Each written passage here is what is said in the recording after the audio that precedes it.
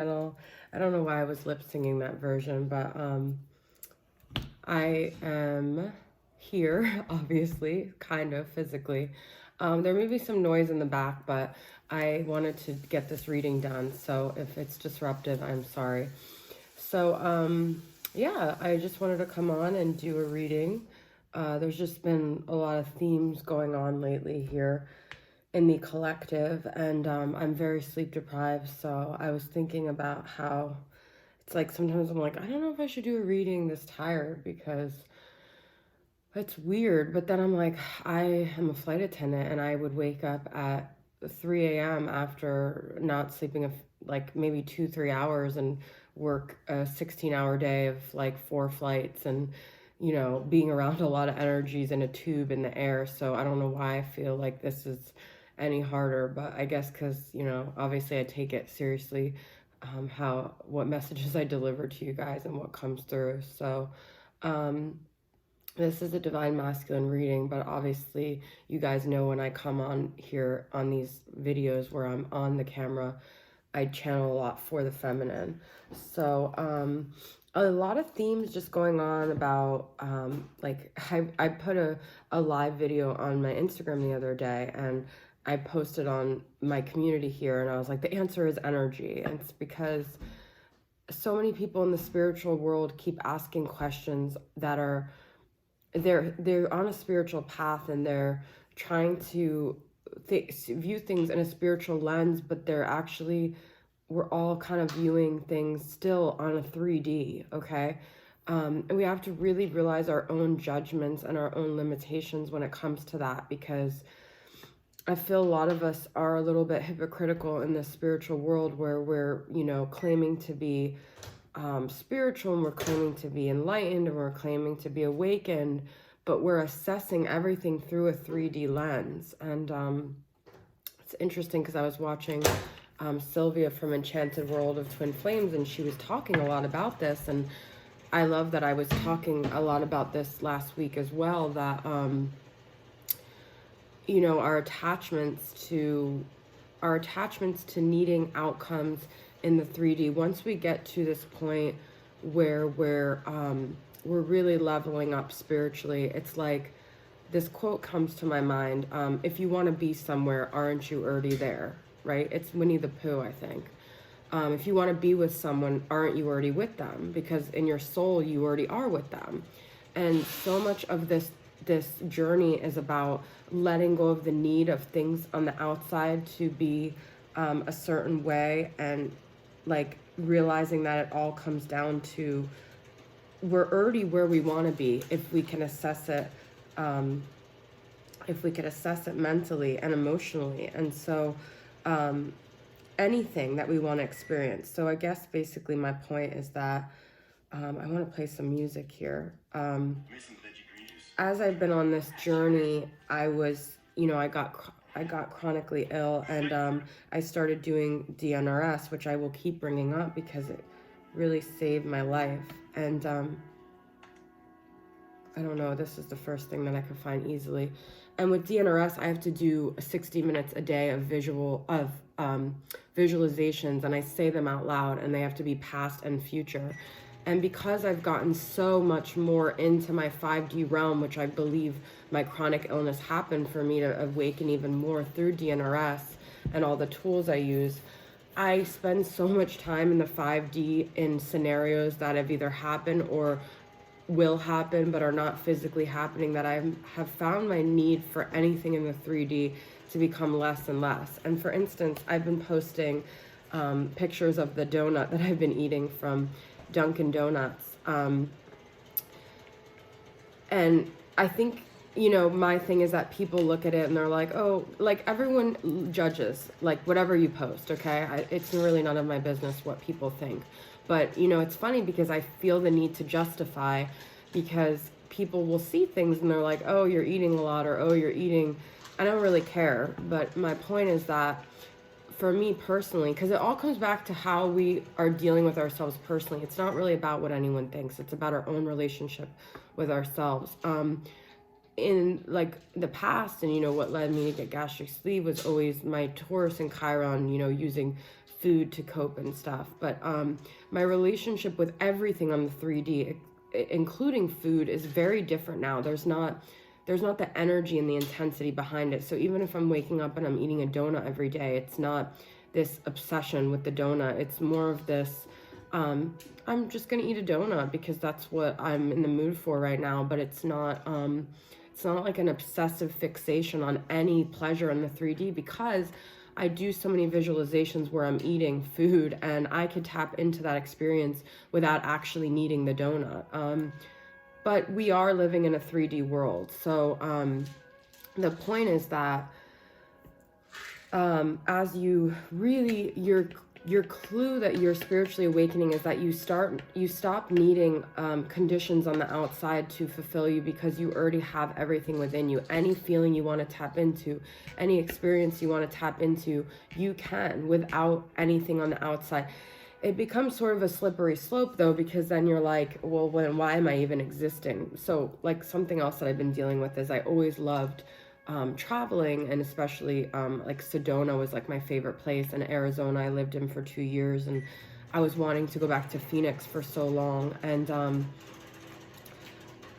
I think about those things in my visualizations, and I love the feeling of being in the desert, being hiking, being in the sunsets, looking at the sky, feeling the warmth of the sun on my face. But I don't even have to go there anymore to do that. And people in the world are like, why don't you get out? Why don't you go do stuff? Get outside. Which getting outside is good, because there's a physical element in your body to the vitamin D. But DNRS helps you get to a point where you literally don't need anything. You don't need supplements. You don't need to take anything. You don't even really need to do anything to balance yourself out, because your brain is so powerful. And if you can create that experience without actually needing those things, then you're already there.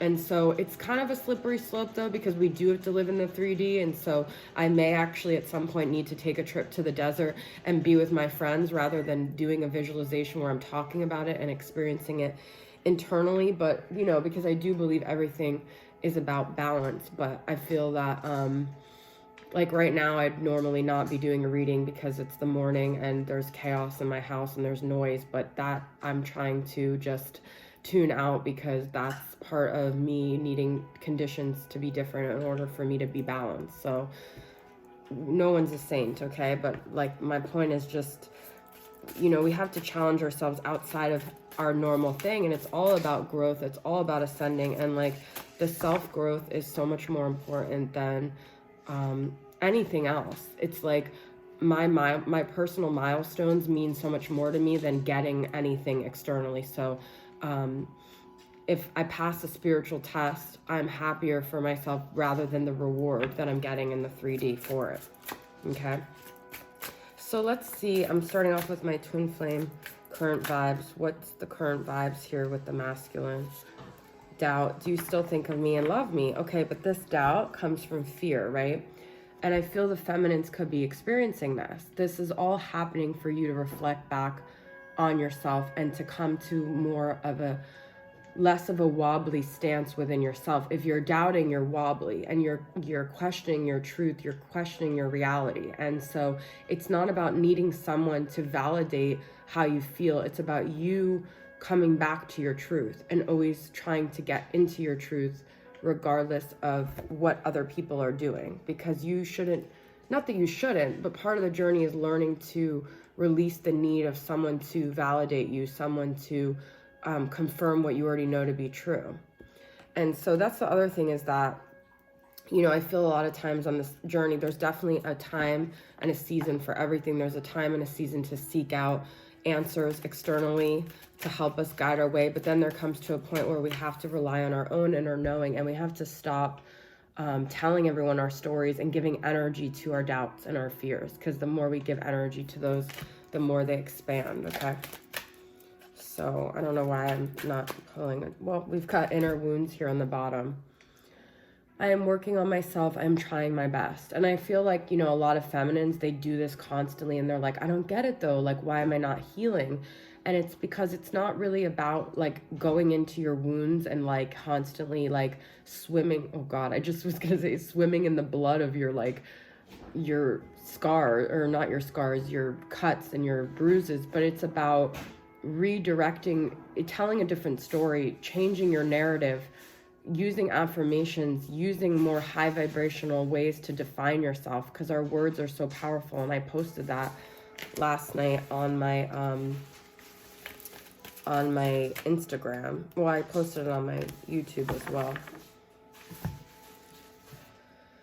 Nature, communication, flower energies, fairy energies, elemental messengers. Okay, so if you find that you can't get the answers from people or situations, which you shouldn't be able to, because no one can really give you your truth, nature is where you find yourself as well. Nature is where you ground yourself, is where you come back to yourself. And that's what is so beautiful about nature, is because it's not shoving any reality or truth or opinion down your throat. It's allowing you to get back into yourself. And so once again, what I say with like my DNRS is I don't have access to the kind of nature that I value that helps me, which is mountains and hiking and movement with my feet, but I can always access that nature within my mind, within my visualization, saying it out loud. So if you don't have even nature around you, if it's freezing outside or you can't go there, if you want to be there, you're already there, because you can access it within your mind. Okay, so let's see what's going on with the masculine here, with the mystics, midnight oracles. What are some of the shadows they're facing?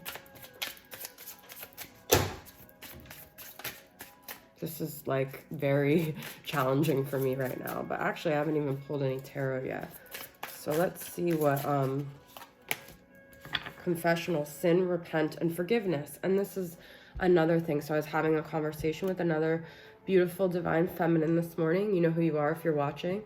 And she was like, why, she kept asking why she's so angry with her masculine, why does she feel this way? And I said, it really all comes back to, you're angry with yourself, you gave your power away, you're frustrated with yourself, and it all comes back to self-forgiveness. So that's what everything comes back to. And I've been thinking a lot about just people's tendencies to, anytime you're even wanting to blame someone else, you're actually harming yourself, because you're staying in the vibration of blame, and nothing is really anybody's fault. Like, nobody really wants to create more. Yes, people are self-destructive, and yes, people have a distorted way of trying to find balance and peace, but nobody actually really wants to harm anyone, because it harms themselves. It's a dysfunctional way of coping. And so blaming someone else is actually also staying in the vibration of blame, which doesn't allow you to have your own forgiveness. So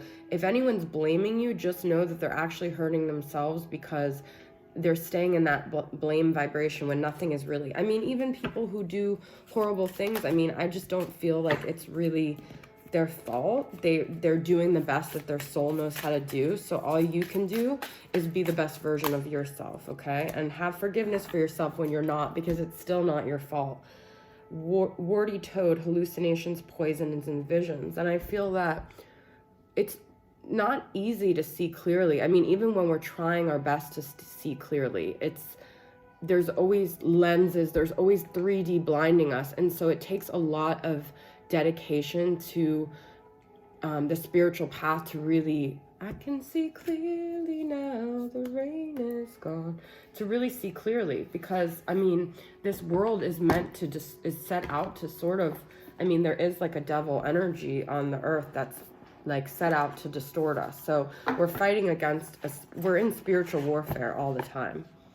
And that's the other thing you have to recognize, is that you do have forces against you, but at the end of the day, I believe God and light are the ultimate strongest. So really they have no equal opponent, but there are some forces that are like resistance and stuff. Let's get from the Spirit Animals Oracle deck. Tiger, fire. I choose to be unstoppable. My passion is my power. I am bold. I am brave. Mighty forces come to my aid. Wow, I love this. So this is what I was telling my friend this morning too, is that she was just like, well, how do I do it? Like, how do I heal? Like, what do I do? And I'm like, it's about, I hate that noise so much. It's like, it's not even about delving into what's wrong. It's about just delving into doing the right stuff, is to being unstoppable, to being productive. I mean, that's very like my Capricorn take on it, because whenever I've had my tower moments with my DM or anything along the spiritual journey, I just threw myself into my channel. And this channel is like my life raft. It's kept me afloat through the storms of, oh my God, you guys, I'm so relieved right now. And I'm like, the noise stopped. It's so disruptive and hard for me to focus. To be unstoppable, it's like last week I had a tower moment. You guys heard me on my channel and I was crying, and I really was like, when I have those moments, I'm like, what am I doing? It makes me question my path. And what I do is I lean more into it, because it's resistance. It's like I just said, we have forces against us always, but those forces are actually, it's like, I shouldn't say that to you guys, but I want to say, fuck you, because you're my muse, even my masculine. You want to doubt me. You want to make me feel like my path isn't worth it. You want to make me question myself. I'm going to push back harder. And that's what this is being a force to be reckoned with. Now, your masculine might be coming up against energies right now too. And I don't know if it's because I'm a Capricorn, my masculine's a Pisces, so well, I shouldn't say this, because I have a lot of 12th house placements, but I feel that the feminines are a little bit stronger, or more determined. But I'm not saying Pisces aren't strong. I just feel, you know, we know what the Capricorn energies are versus Pisces, and it's like, we have to embody Capricorn's masculine energy. So there is a time to be more masculine in our masculine, and that's what's interesting about the tiger, is that it is a cat and it is feminine, but I feel a very strong combination of masculine and feminine. And so we have to know when to tap into those masculine energies. Puffin. I always freaking get this card. I don't know why, guys. It's the partnership card. Accept yourself and your colorful personality. Feel confident about being you. You are a joy bringer. Let your community nourish and protect you. Ask for help. Teamwork will give you the best results.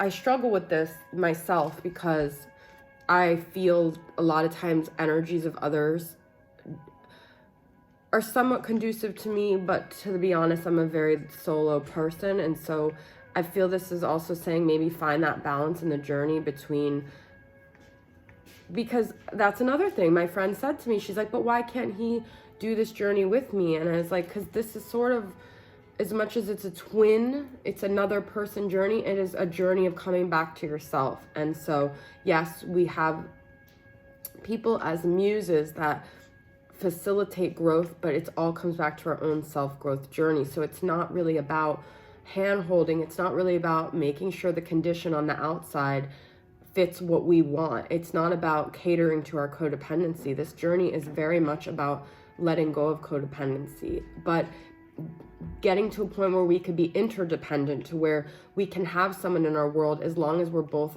aligned and balanced. So as we align, we attract people that are aligned as well. And so that's that. I wanted to use this deck.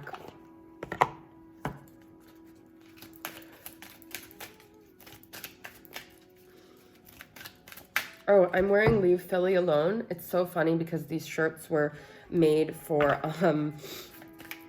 not for the election. They were made like months ago for like the restaurants really struggling there and stuff. And anyways, growth. Oh my God, I want to expand my consciousnness and my awareness. So, not to get like, well, okay, I'm not going to go there. I'm going there, but I was going to kind of get into what happened with me last week. It's not even worth talking about. The point is that my self-growth and my spiritual journey is so much more important to me than anything that happens romantically with anyone. And I've really turned a corner with needing my masculine to show up in any way. And I don't know if that's just my Scorpio. First off, well, I'm very Capricorn. I'm like half Cap, half Scorpio. And then the other third is like Sagittarius. So I actually really, really value my independence and stuff. But for me, I've been like obsessed with my masculine for 4 years. But when when I'm kind of done with someone, I'm kind of done. Like, and it's like, you've lost that love and fear. I give and pour and like drain myself dry. And then I'm like, I love myself too much, like suddenly. And I'm like, I'm freaking important, you know? And I just then kind of get over someone, and I'm really excited about my soul. I really am the best when I'm not attached to anyone. And so I guess that's my point. But peace. I'm a being of love. I release all negative energy.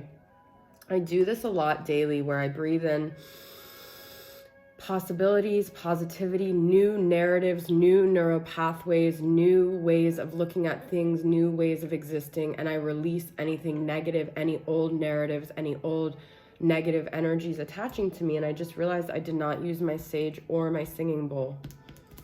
But whatever. Okay, so it's all about getting to a point of peace, which it becomes kind of weird, because you just kind of no longer need anything from the outside. Of course, we all still have some ego attachments, but like when you get to that point of peace, you grow in a lot of ways. I mean, it's not like you let go of like anything 3D, but the areas that were really holding you down, you let go of here. I'm going to pull from Moody, Moon Messages, Feminine. I still haven't been called to use tarot yet. I'll use the sexual tarot so we can, in the end, get like unbridled, feeling free and untethered. That's what I'm saying, is when you free yourself for the bondage of the codependency is when you'll reach your ultimate growth, your ultimate ascension here. Okay? And like that is going to feel good than any conditional thing that you needed here. And we did have fantasizing at the bottom, astral projecting, stuck in the 5D. And like, you know, a lot of people have been saying to me lately, I'm so nostalgic. I wonder if my masculine's like that. And I do believe that that's happening. But I don't believe it's necessarily collective, because I haven't been nostalgic about my masculine at all. I've been very self-focused. So if you guys are on that path, holler and let me know, because I really haven't. And it's not like a rebellious F you thing. It's not even that. I did do the finger up, but I was more so doing that to any kind of energies that try to deter me. But I just really haven't been in that place where I'm nostalgic or sad about my masculine. I don't know if my masculine is. I don't know.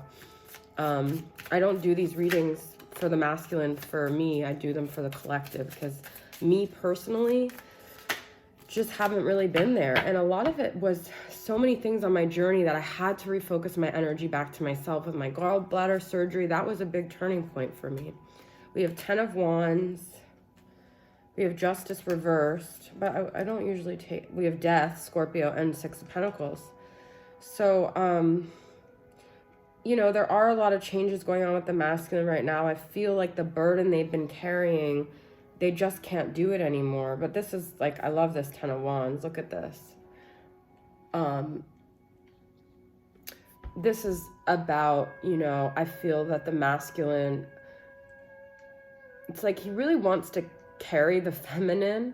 Is that's really the only thing he wants to physically carry, and he's carrying the weight of everything else. So with her, it's more of like an empowered feeling, like her leaning on him and him carrying her is more like, makes him feel more like a man, but everything else makes him like disempowered.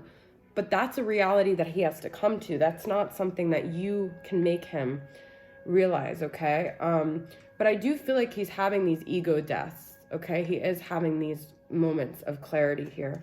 And it could be something that happened with the karmic partner, or some bad karma that came his way, or something that threw him off balance here, and he's trying to gain his balance. And I feel like the only way he can is through the feminine. Every door that closes in both twins thing, I think, is a way to redirect them back to the journey. We've got 3 of Pentacles. This is very interesting, 3 of Pentacles. There's so many things about him carrying the feminine. I'm carrying your love with me from West Virginia down to Tennessee. He wants to feel like a man. He wants to hold the feminine.